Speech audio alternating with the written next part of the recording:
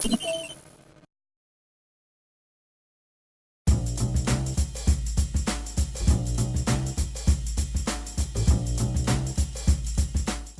everybody, what's going on? Your host LovelyCheesePizza here. Welcome back to more of the 500 million episode edition of Gran Turismo 3, the never-ending story. Because as we go, we're going back into professional league stuff, but it seems like there's got to be at least another 70 episodes in there. And it's so frustrating. But what we're going to do is we're going to hop back into the old 3400S because I have a plan for it. So just bear with me here. We're going to get an oil change because I don't remember how long it's been since we drove that, and it looks like it needed it anyways. Which reminds me, I need to get the oil changed in my Lexus, and I need to figure out a way to break my lease a little bit early on the Jetta because God knows I need to get a new car. I need to get an SUV because trying to drive around with 3 kids inside of the back seat of a fucking Volkswagen Jetta is just not getting the job done anymore. So, here we go. This is what we're going to do. We need to hop in the old turbo kit here and get the stage 3 one because fucking yes. 610 horsepower is good news for that. And we needed it because we're going to do some stuff. We're also going to get these to get a little bit extra acceleration. So acceleration is always a good thing to have, especially when, you know, I'm not particularly going to go through the trouble of dealing with, oh, we can do that too. Yeah, 631, why the hell not? I don't really want to go through the trouble of doing qualifier laps because it just doesn't seem like it's necessary. And then we're also going to do one of these. We're going to get some racing tires, because when the last time we used that, we did not have racing tires. That was long, long ago when we weren't doing 10-lap races apiece. So, we, tonight, are going to go do the old Spider Roadster Cup. Because it's been a long time since we've done these, and it's not a tournament, so they're single race things. How nice. So we're going to do Grand Valley Speedway. We're going to kick some absolute ass, and it's going to be great. So, I mean, it'll be nice to have something good kicking total ass, because God knows the Blazers fucking didn't do it. Good God. In a Game 5, the pivotal game of a 7-game series in any sport, in the sense where the team that wins Game 5 wins the best of 7 series like 87% of the time. And what happens in a series where Denver and Portland have been going back and forth, having, all these just nail-biter down to the last couple possessions, grind them out games? Oh, Portland goes into Denver and just takes a absolute giant, just alcoholic diarrhea shit all over themselves. I mean, they just got absolutely canned. The game was relatively manageable. About midway through the second quarter, it was like a 5-point game, and then all of a sudden they went on like Denver went on like a 14-0 run, and the game was over. I mean, the closest that the game ever got after that was, I think, 16 points, and it was just a total shit sandwich. I mean, it was so awful to watch. And so now Portland's going to have to rely on winning 2 games in a row, which would involve a Game 7 back in Denver, a place where they've only won like 1 time in the last like 7 years or something like that. So, let's just say it's not looking promising. But on the positive side of things, the White Sox did win their 2nd game in a row, which puts them only 2 games under 500, which is the best thing that I could say has happened to them in a long time. I mean, they've not been looking this good through this many games in a long time. So there's some promise in there. Dear God, despite the fact that they have the worst starting pitching ERA in the entire league. They're averaging giving up like 7 runs a game. But they've won their last 2 games by a combined score of, I think, 12-1, which is pretty rad. So, yeah, that's definitely a thing worth being excited for, and I think we're going to probably run away with this race here pretty soon, because it is blatantly obvious that we have a nice cut or 2 above in the powerful horses department. these things have been feasting on roids, and probably a couple other things. Some roids and B12 and lidocaine to suck out the pain knowing that you're totally destroying your liver and killing yourself. Hooray! So, yeah, man. So, another little update from work. Now that I've officially worked at this new place for a full month on the 11th, so we're getting really close. Which reminds me, oh fuck, I haven't even applied for my work benefits yet. I need to get on that.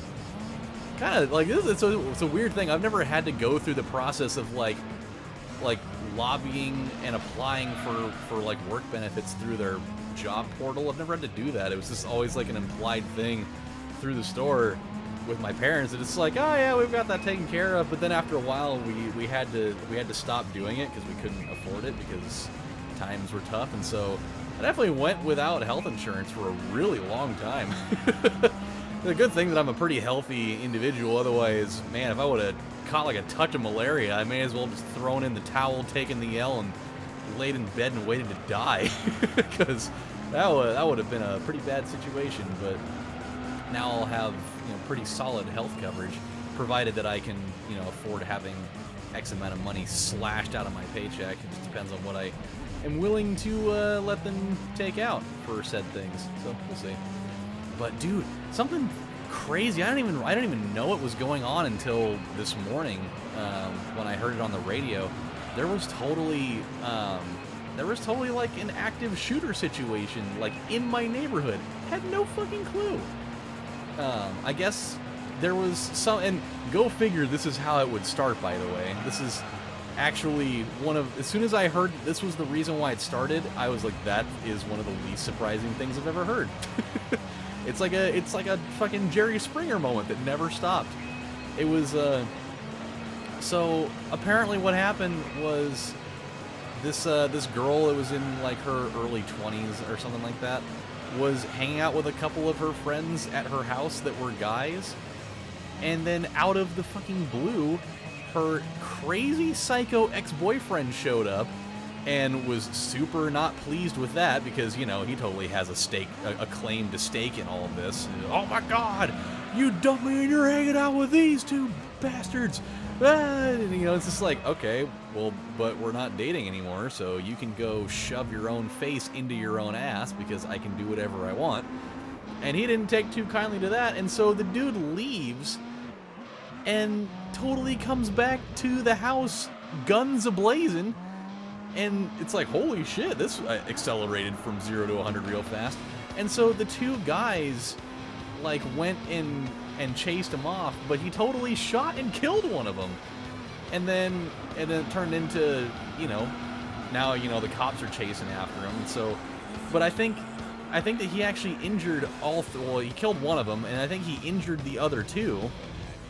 And so, they're in the hospital in, I think, stable condition. I think one of them was in critical condition, the other one was stable. I don't remember all the details here. But then it turned into this fucking wild goose chase of the cops trying to chase his ass down. And they were finally able to apprehend him all the way in fucking Roseburg, which is a lengthy jaunt away. And like the whole thing was taking place on Silverton Road, which is not very, it's like maybe maybe like a 45-second drive away from my house. Like, it was like not even that far away. It was right fucking here. It's just like, holy shit, what the hell is going on? Like, I didn't hear any sirens or any gunfire or anything going on, but apparently it was like right nearby. It's like, okay, maybe it's not 45 seconds, but Silverton Road is really fucking close to where I live. Like, it's definitely like just a handful of blocks away. Like, it's not very far away. So maybe I understated it a little bit, but still, it was uncomfortably close. It wasn't as close as that one time that I told you guys back on one of these episodes, I believe it was, where there were police cars driving up and down my street for like 3 hours or whatever the hell it was, and my dad and I are just standing there in the kitchen holding, a handgun apiece while we're listening to the police scanner trying to figure out what God's green one is going on.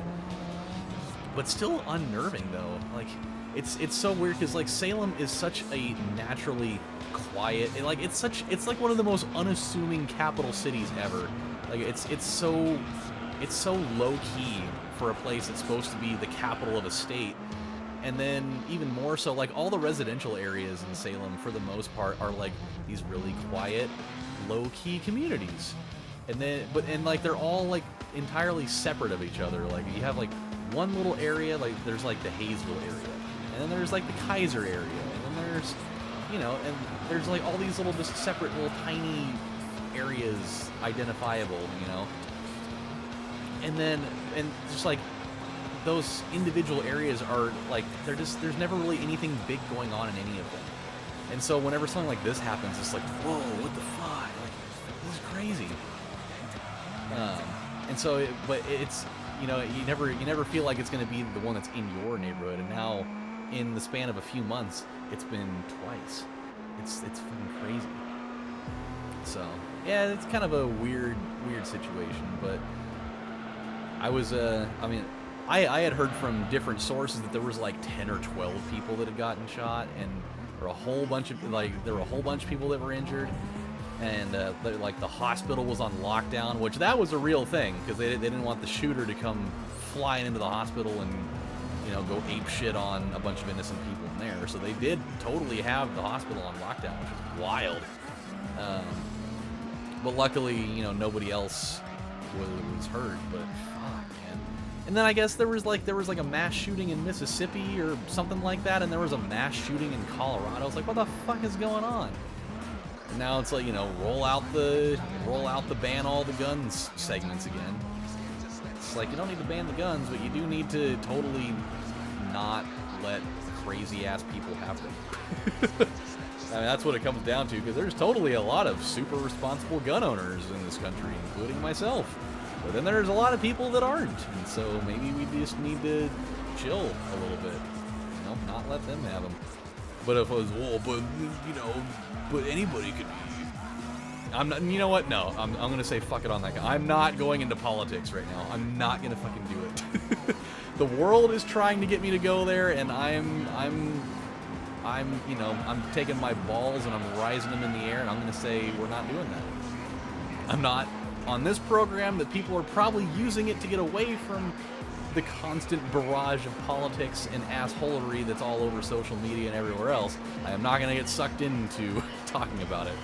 But, you know, the one statement I will say is that, you know, do I think they need to have certain parameters that are different to make it harder for people that shouldn't own one to have one?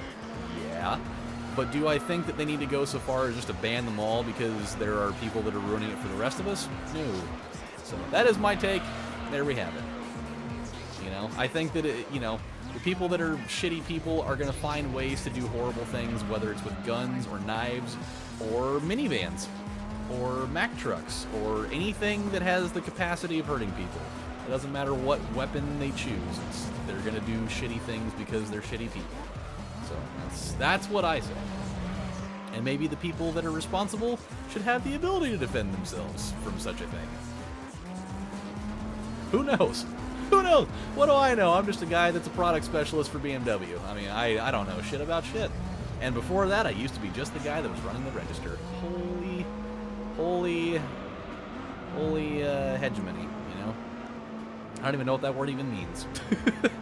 I always thought it was an interesting word, though. I don't even know if I'm even saying it correctly. I don't know if it's hegemony or hegemony or what, but the first place I ever heard that word was on an Ashens video. For people that know who that is, if you're in Britain, you probably know very well who that is. He's a guy that does reviews of gross, outdated food items, and it's hilarious. Or he also does weird, like, tech reviews that are really cool. Or, like, 70s and 80s action figures. And really weird off-brand gaming consoles. And that's where that came from. And, yeah, hegemony. I don't know what it means, but it's an interesting word nonetheless. Wow, I am beating the shit out of these guys. What happened? Oh, somebody went in the pits. I was like, I was only ahead by like 7 or 8 seconds at one point. I don't know what happened to where this all of a sudden became a 20 or 30 second lead. Somebody must have called it quits. They wanted to go into the pits to get a new set of tires and a couple of chili dogs that they're going to get all over their racing jumpsuit. And then they're just going to... Oh, 23. But, you know, I mean, I'd totally do it. If I could get away with driving around like this, going 140 miles an hour on a racetrack while I'm sitting there mowing down on a chili dog with extra cheese and onions on it, man, I'd be all over that shit. That'd be awesome. Like, I don't know why those guys aren't doing that in NASCAR as it is, you know? If you're gonna be making constant left turns for 4 or 5 hours or however long it is, you might as well have some damn snacks in there, whether it's you know, a couple, you know, a few double cheese and a couple of large fries and a couple of sodas, or, you know, you maybe got like some burritos. Like, I mean, these dudes, like, I'm fairly certain they're not taking bathroom breaks in there. If nature calls, you gotta answer the phone. You're not gonna send it to fucking voicemail. If nature calls and it's like, hey, guess what? Your fucking bladder called and I'm picking up. You're definitely gonna, you know, let the floodgates go, and you're pissing all over your own jumpsuit. That's just the way it's gonna go. It's not like all these guys are having like colostomy bags installed. You know, it's not like they're, you know, putting like doing the South Park thing and putting a fucking bucket underneath your chair where you're just shitting into it. As far as I know, that'd be interesting. You just like see it. That would be so gross. Just think about the prospect of that. Here he comes around the corner, going across the finish line, and you just see like all these turds coming out of the bottom of the car, just like landing on the hard on the hot pavement, and they just like hit the ground, and they're just like kind of rolling around before they just kind of settle and burn and just like solidify themselves into the pavement. God, that's so disgusting. That is the worst idea. Oh God, it's like an airplane toilet. You like hit the button on it and it just like opens up and just dumps out. Even though I'm fairly certain that's not how that works in an airplane either. I'm almost positive that you are not hitting you're not hitting the flush button and it's just opening a latch and it's just dumping all of your shit and piss into the air to just go and like crash onto somebody's face while they're barbecuing in their backyard. Hey honey, do you want the buns toasted? Oh God! Oh God! I'm gonna have pink eye forever! God, that'd be so gross. That would make me never want to go outside ever again. That's like cloudy with a chance of meatballs, but the meatballs are not Italian sausage, if you know what I mean. They're more like Italian sausage. You know, fully digested and turned into waste Italian sausage. So, where was I even going with this conversation? Oh, yeah. Back to the NASCAR thing. Like, dude, you got to be able to have something to eat in there. But, because, I mean, you're going to be, you know, pissing and shitting into your stuff anyway, so you might as well at least get to enjoy it while you're in there. Even though, oh, well, but, you know, they're going like 200 miles an hour or whatever it is, and so you got to have both your hands on the wheel, otherwise you're going to die. And it's like, well, I mean, just be better then. I mean, if you can't drive 201 miles an hour with just one hand on the wheel, then you're doing it all wrong. And then, well, why don't you fucking do it? Well, obviously I don't really have access to a NASCAR car. Now, do I? Otherwise, you know, maybe I'd give it a roll if the entire road was entirely encased in nothing more than about 400,000 metric tons of bubble wrap, so that if with my impending demise that should happen, of me flipping the car over 1,000,000 times, at least I'd be landing and careening all over the place of bubble wrap, and so I'd be entirely safe. And then I could say, you know what, it was fucking cool, as I get out of the car with my double quarter pounder with cheese, and probably, you know, internal brain bleed, and I would later die about, you know, a couple hours later. So it all would be for naught. But hey, we're going to get a nice, comfortable win here. That's definitely the exciting plot point to behold here. I'm very excited about that. I'm really glad I decided to go for this car, because off camera I was kind of just looking at the cars that were available to use, and I was like, I wonder if I have any of these things. And I was really legitimately considering using one of the S2000 models. And I'm really glad I didn't do that, because I'm almost positive that none of the S2000 that are available in the game, I don't think would have had top-end speed like this. I thought about using, you know, like the Motorsport Elise, but I don't think it gets this top-end speed either. And neither would really any of the other. I think this might be the one that's got the premier top-end speed, and the fact that it's got pretty good handling for being mid-engine like this. Really glad that I got those sport tires too, because I mean, obviously we got a red and an orange one here. We've got like all the best flavors of like Starburst and stuff right now, minus the pink one. But I mean, we've actually fared pretty well here. Even though we've got a tire that's basically ready to burst into flames, we're actually able to handle these turns more or less pretty well. So I'm pretty proud of that. And we're still having pretty decent lap times here. I mean, we are slowing down considerably because we're having to take these turns a lot more conservatively than before, but I mean, we're making it work. It's nice that I'm not having, you know, a race that's super down to the wire, although I'm sure we will have plenty of those going forward, because you know, the advantages aren't going to be as defined. Yep, there goes the Motorsport Elise right there. Okay, here we go. Just got to get one more lap out of here. 28 seconds is the lead. Okay, come on. And the brakes on this are actually really nice. We're not having to pull it so wildly early. We're actually able to, you know, come down at a pretty easy clip here. There we go. And even better, we haven't even had a single moment where I thought we were going to lose control of the damn car. Like, this has been a really well-balanced driving experience. It's kind of like driving a BMW 3 Series. It's man, I've really, since working for this company for the last month, my appreciation for BMW vehicles has improved like probably 10,000%. Like, no fucking joke. Like, I always had a huge liking for BMW just because I've always liked the way they've looked. They're just, and you know, both my brother and my mom both had one, and so, you know, I kind of grew up in various points of my life being in one. And you know, my mom's 95 BMW was the very first car that I ever saw that had a phone, like an actual like hardline phone integrated into it. I thought that was like the coolest thing in the world. And then, you know, my brother's 328i that he had, you know, when he was in high school, was like, I thought that was the coolest fucking car in the world. His forest green one. And but then, you know, and then I never really had much to do with them for quite a while after that. I always still had that appreciation, but then when I started working for this company and just seeing what they've done to improve, you know, their brand and just improve the, you know, be on such like the cutting edge of, you know, vehicular technology, it's just like so fucking cool. I love being a part of what they're doing and just getting to see how they're constantly innovating new and better things into their cars. It's oh god, it's so cool. I'm kind of nerding out on this, but it's an awesome experience and I really love it.